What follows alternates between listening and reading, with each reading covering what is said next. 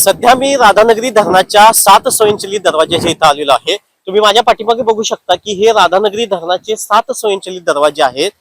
आज राधानगरी धरणाची जर काय स्थिती बघायला गेली तर राधानगरी धरणाची पाणी पातळी ही 346.62 फुटापर्यंत जाऊन पोहोचलेली आहे। तुम्हाला एक माहितीसाठी आम्ही सांगतो की राधानगरी धरणाचे 7 स्वयंचलित दरवाजे हे केव्हा उघडले जातात, ज्यावेळेस राधानगरी धरणाच्या पाणी पातळीमध्ये वाढ होते आणि ही वाढ 347.50 फुटापर्यंत जाते, त्यावेळेला दरवाजा क्रमांक 3 व 6 उघडला जातो।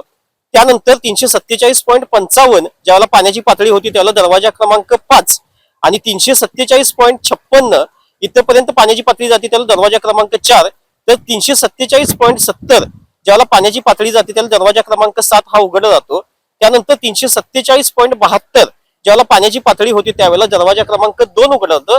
त्यानंतर 347.73 ज्यावेळेला पाण्याची पातळी इथं निर्माण होते त्यावेळेला दरवाजा क्रमांक 1 हा उघडला जातो। म्हणजेच राधानगरी धरणाच्या इथं ज्या काय पाणी पातळीमध्ये जशी वाढ होत जाते तशी राधानगरी धरणाचे 7 स्वयंचलित दरवाजे उघडले जातात।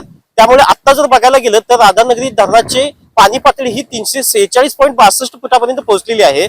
म्हणजेच 347.50 ज्या वेळेला ह्या पाणी पातळी जाईल त्यावेळेला राधानगरी धरणाचा 3 आणि 6 नंबरचा दरवाजा उघडणार असे इथे प्रशासनाने आपल्याला सांगितलेले आहे। त्यामुळे जे काही आम्ही राधानगरी असू दे किंवा काळमवाडी असू दे, आम्ही तुम्हाला इत्थंभूत बातम्या तुमच्यापर्यंत जास्तीत जास्त पोहोचवण्याचा प्रयत्न। प्रत्येक पनीर सारखं नसतं, शुद्धतेची खात्री करूनच योग्य पनीर निवडा। पनीर घेताना गोकुळच मागा।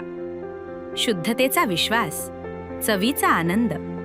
आजच घरी आणा गोकुळ मलई पनीर।